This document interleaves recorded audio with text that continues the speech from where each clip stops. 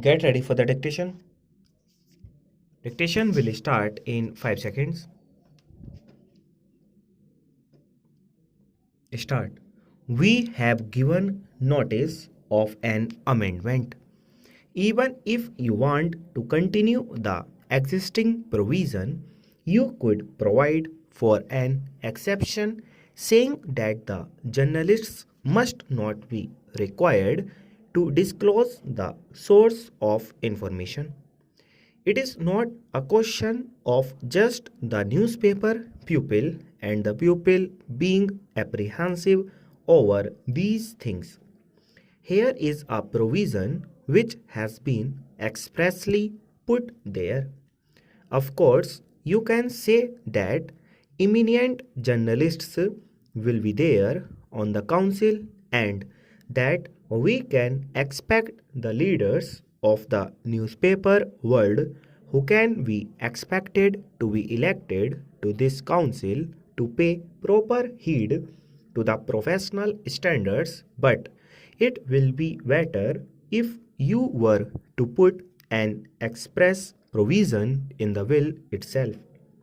Now, the newspapers reflect political opinion of the country and there are bound to be sharp differences and however much we may try, it may not be always possible to keep within the limits. By this provision, you are giving them a handle to force an unwitting journalist or somebody holding a different view to disclose the source of information that is not called for.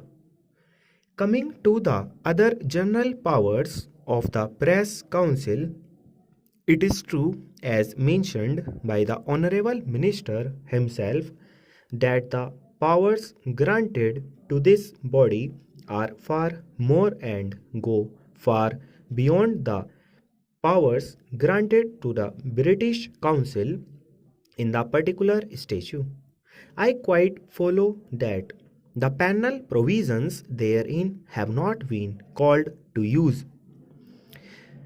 As the minister himself made it clear, it is just a sanction. The body to be created will enable the profession and the industry to regulate themselves. It is some sort of a voluntary thing which is there. A sanction will have its own way, but then there is this power to summon witnesses, and as I have already mentioned, requiring them to produce documents and other things. When you give all these powers, at least some of us feel that in the present set up in our country, these powers are a little excessive. They are not called for in the present conditions existing in our newspaper world. Some of these powers have not been found necessary to be given to the British Press Council even, and yet we are investing our Press Council with such powers. It will be a rather hasty experiment to make in entrusting our Press Council with these things.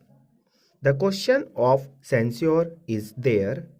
After all, we want our journalists and our newspaper men to voluntarily enforce a conduct and try to improve their standards of journalism, which will always be in their own interest. Full stop.